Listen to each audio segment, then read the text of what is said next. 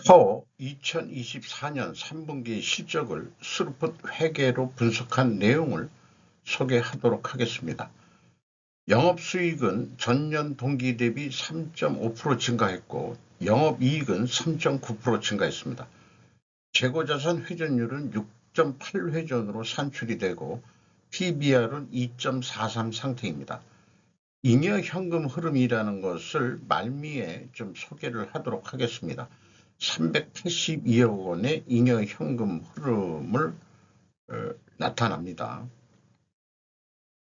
카카오와 관련된 뉴스로 카톡 실시 없이 울렸는데 확 바뀐 최애 기능 뭐길래 김대영 기자가 한국경제에서 2023년 12월 20일 오후 8시 31분에 보도를 했습니다. 올해 주목받는 기능 조용한 채팅방, 키워드 알림 기능 가장 많이 공유, 이달 맞춤법 교정 번역 기능도 추가할 것이다. 그리고 최근 업데이트 대화 관계에 초점을 맞춘다. 오랜만이야 잘 지내지 뭐 이런 걸로 사진을 좀 게재했네요. 그리고 법원에서 카카오 모통 사태 건물관리자 법인의 벌금형 선고했다. 김한나 기자가 SBS 비즈에서 12월 20일 오후 7시 17분에 보도를 했습니다. 2년 전 카카오 모통 사태를 유발한 SK CNC 판교 데이터센터 화재에 관련해 건물 관리를 담당한 법인과 직원 4명이 벌금형의 약식 명령을 받았다. 이런 얘기인데 소방안전관리자 A씨 등 4명에게 벌금 100만 원에서 400만 원을 각각 선고했다. 법인 7곳은 벌금 1천만 원을 선고받았다. 이 정도네요. 그리고 카카오 2026년까지 잉여현금 흐름 20에서 35% 주주환원의 사용 싱킹브리지 타임즈에도 소개를 했습니다. 그거를 다시 가져왔는데 카카오를 분석을 하면서 말미에 잉여현금이라는 개념에 대해서 소개를 할까 합니다. 먼저 원가회계손익으로서 서비스업은 매출원가라는 개념이 없고요. 영업수익에서 번 돈에서 영업비용, 쓴 돈 뺀 것이 영업이익이다. 3,693억 원을 달성해서 3.3%, 매출 증가율, 영업수익 증가율과 매출 영업비용 증가율이 3.5%로 동일합니다. 금액상 영업이익은 3.3%가 증가한 거고요. 영업의 부분들이 있습니다. 중소기업 및 관계기업 손익에서 가장 805억 원이 돈의 그 손실이 났네요. 그래서 그 세전이익은 2,938억 원이고 21.8%가 감소했습니다. 전년 동기 대비. 법인세 비용 빼고 나면 당기순이익이 2,064억 원이고 기타 포괄손익을 또 가감하면은 2,046억 원이 총 포괄손익이 되겠습니다. 서비스업의 손익계산서는 친절한 금자씨가 되지 못한다. 영업비용이 또한 그것이다. 영업이익률 변동은 없다. 수익단가와 비용단가가 과연 변동이 없을까? 우연의 일치인지 3.5%로 동일하기 때문에 이런 질문을 해봤는데요. 참고적으로 카카오가 그 재고자산이 있기 때문에 영업수익 내역 중에서 손익계산서에 상품 제품 매출액이 얼마다라는 것도 좀 알려주면 어디가 좀 덧날까 이런 생각을 좀 해보게 되네요. 그래서 분석은 그 내역을 분석을 해가지고 이렇게 합니다. 영업 변동비라고 해가지고 매출 재료비에다가 그 다음에 그 매출에 연동하는 비용을 영업 변동비로 명칭을 해가지고 용어는 여기 투입 재료비인데 그냥 제조업 용어를 그냥 썼습니다. 매출에 비례하는 변동비가 6,086억 원으로 0.9% 감소했어요. 매출은 증가했는데 이런 재료비 변동 비율이 내려갔기 때문에 마이너스 4.4%. 여기에서 우리는 재고자산 및 연동비 가격이 하락했다고 1차 추론을 할 수 있겠습니다. 스루프 금액상으로 5.7% 증가했고 마진율이 증가했다는 뜻이고 현장 운영 경비 6.4% 증가했어요. 그래서 TOE 생산성은 1.40으로 0.01포인트가 하락했고 슬픈 영업이익은 3.9%가 증가했고 원가 회계 영업이익보다는 약 10억 8,600만 원의 차이가 있습니다.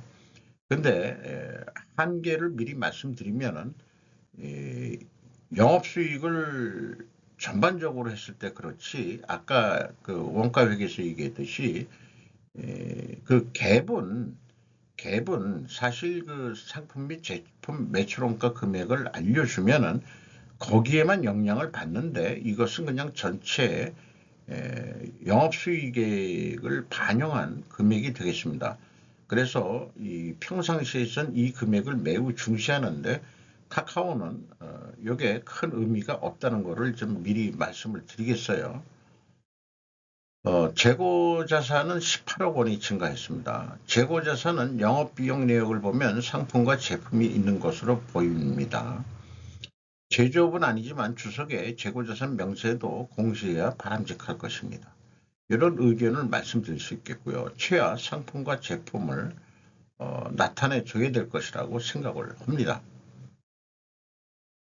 비용의 성격적 분류라고 했는데 서비스에서 영업비용이라고 표현을 하기 때문에 영업비용 재고성이라고 분석 내용을 표기해 봤습니다.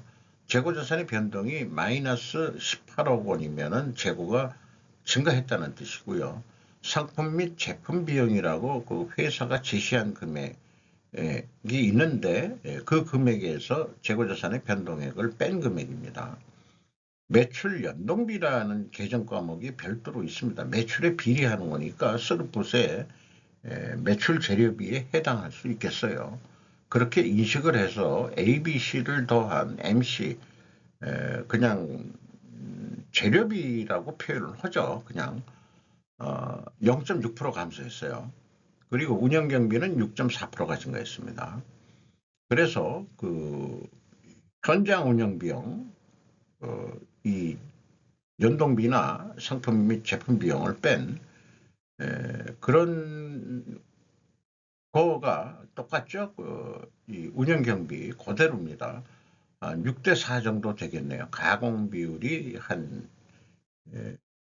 60%, 그 다음에 그 재료 비율, 투입 재료 비율이 한 40%, 그 6대4 정도 되는데 이게 1.8% 재료 비율이 내려갔어요. 변동 비율이. 그래서 여기서도 우리는 재고자산 및 연동비 가격이 하락했다라고 2차 추론을 해낼 수 있겠습니다. 제조업과 같이 1, 2차 그 검증은 의미가 없고요. 현금으로 표기준 전체 재고자산인데 아쉽게도 맞지가 않습니다. 현금식으로 읽어보면은 현금이 23억 7,100만 원이 나갔으면은 그만큼 증가해야 되는데 18억 원밖에 증가를 안 했습니다. 5억 7천만 원의 현금을 어디다가 엿바꿔 먹었냐고 물어보면은 그거이 아니고 평가 손실과 폐기 손실 금액이 3억 6,300만 원이시다. 이렇게 이제 주성량에 공시가 되어 있는데 그거를 빼주더라도 2억 700만 원은 니들이 현금이 어디로 약 바꿔 먹었다. 이게 뭐냐? 작년에는 거꾸로 작년 거는 또 현금식으로 읽어보죠. 현금이 29억 3,500만 원이 나갔으면은 그거만큼만 증가하면 되는데요. 무려 반대로 51억 2,900만 원이 증가했어요. 그럼 22억 원이라는 재고가 어디에서 하늘에서 굴러 떨어졌냐? 그래서 재고자산 평가손실 환입을 잡은 게 또 있어요. 그래서 차이는 19억 원의 재고가 어디서 하늘에서 굴러 떨어졌다. 이런 걸 보면은 서비스업이라고 재고자산 관리를 너무 등한시하는 것 같습니다. 그래서 이런 표현을 해봅니다. 매니지먼트 어텐션, 관리주의력이 부족한 결과 아니냐. 이런 거 2억이다? 이런 금액 작지 않습니다. 현금이 안 맞으면 다른 데이터도 믿기가 어렵습니다. 운영경비로서 인건비가 3,003억 원이 집행이 됐는데 전년보다 2.7% 감소했어요. 근데 이 직원 수는 분기에는 없고 상반기 인원으로 비교를 해봤는데 118명이 증가했습니다.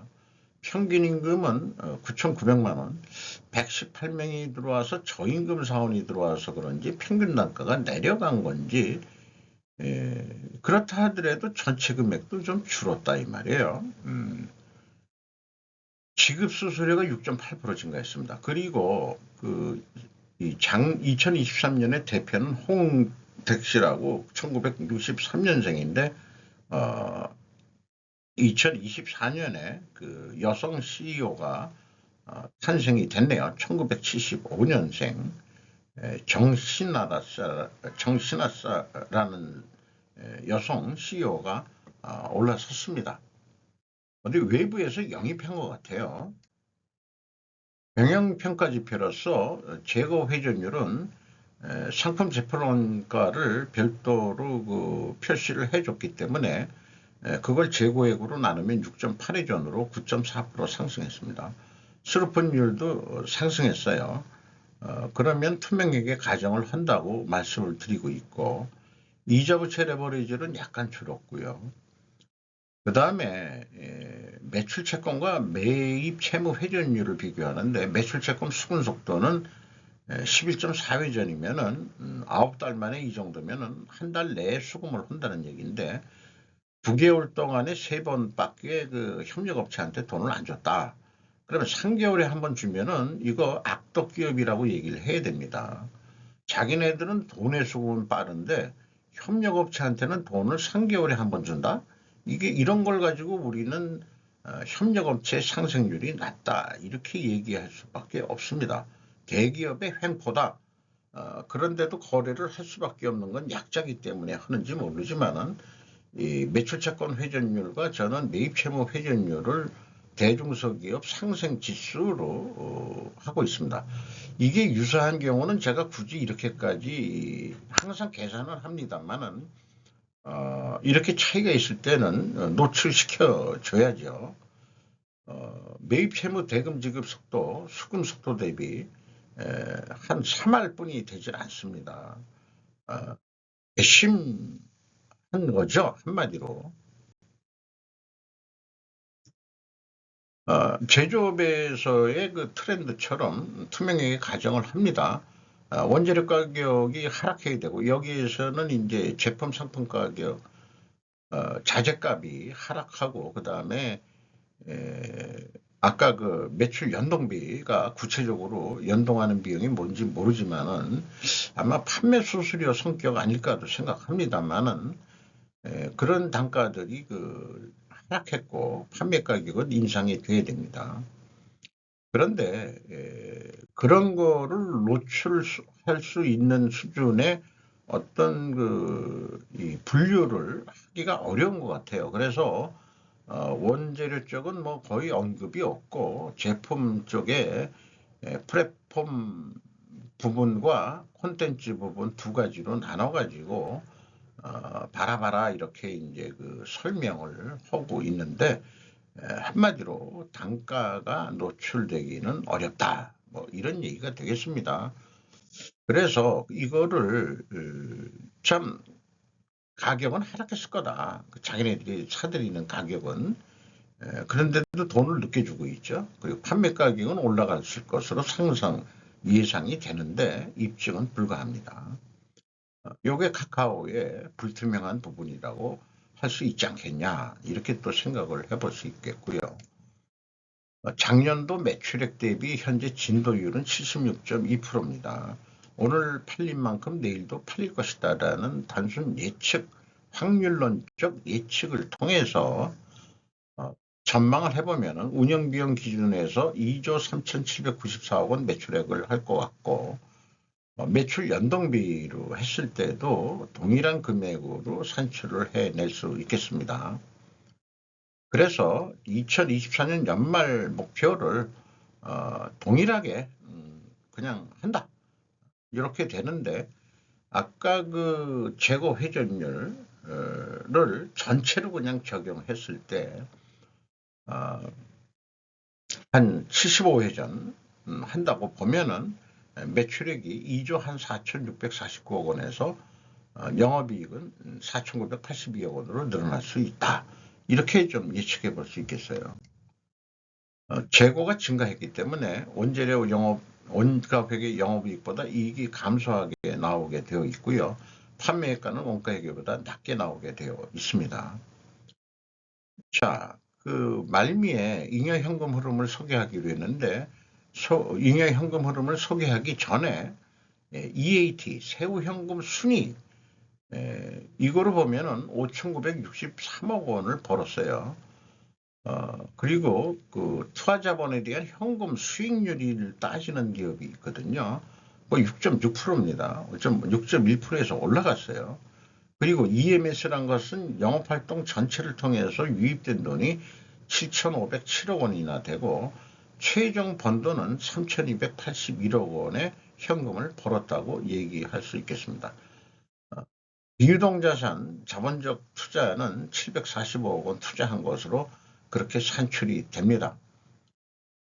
잉여현금 흐름은 1번 채권자 잉여현금 흐름, 그 다음에 주주 잉여현금 흐름 이렇게 돼 있는데 그 두 가지를 합한 게 회사 전체 잉여현금 흐름이 되겠어요. 채권자가 333억 원을 가져갔습니다. 그래서 이자부채 레버리지율이 약간 떨어졌죠. 지급이자율도는 좀 올라갔고 주주한테 49억 6천만 원의 그 주주한테 환원이 됐습니다. ROE로는 0.1%뿐이 해당하진 않아요. 작년에는 0.3% 정도 됐는데 이거를 좀 올리겠다 이렇게 지금 얘기하는데 이게 이익배당만이 아니고 복잡하게 되어 있습니다. 주식 선택권 행사, 주식 선택권 관련 자본 변동, 주식 보상 비용, 직원들한테 아마 주식을 주는 건데 이 자본으로는 들어오는 것도 있죠. 매년 이런 작업을 하는 것 같습니다. 현금 배당은 돈이 나가는 거니까 마이너스로 표현되고요. 사업 결합 관련 변동이 또 137억 자본금이 나간 게 있습니다. 그래서 이 전체가 주주한테 그 환원된 게 49억 6천만 원의 현금이 나갔다. 이렇게 볼 수 있겠습니다. 자본 변동표에는 마이너스로 표현되지만은 이쪽 주주 입장에 봐서는 돈이 들어온 거니까 플러스입니다. 요거는 제가 에러를 냈네요. 288억 원이 플러스면은 여기에서 마이너스로 거꾸로 그 돈이 더 들어와야 되는 겁니다. 그렇게 이해를 하시면 되겠습니다. 요거는 마이너스입니다. 주가는 48,000원으로서 연초보다 13,500원이 내려갔어요. 그리고 PBR은 2.43 상태고요. 그리고 주주 5% 이상 주주명을 보면은 김범수 씨가 13.32%인데 감자가 있었던 것 같아요. 13.46%였다가 좀 내려갔고 K큐브 홀딩스가 10.43%, 그 다음에 맥시모라는 데가 5.95%, 그 다음에 국민연금공단이 5.28%, 외국인이 27.14%인데 모건 스탠리가 눈에 띕니다.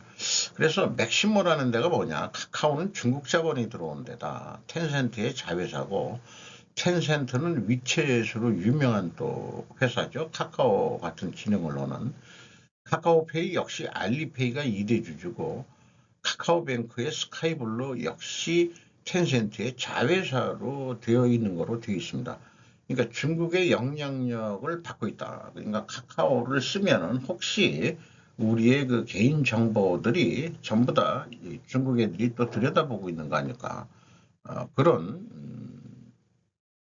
또 우려도 해볼 수 있지 않겠냐 이런 생각이 들어가네요. 이렇게 하면은 또 네이버를 또 하고 싶단 말이죠. 네이버는 어떻지? 그 시간 내서 네이버도 한번 또 들여다봐야 될 것 같습니다. 이상 마치도록 하겠습니다.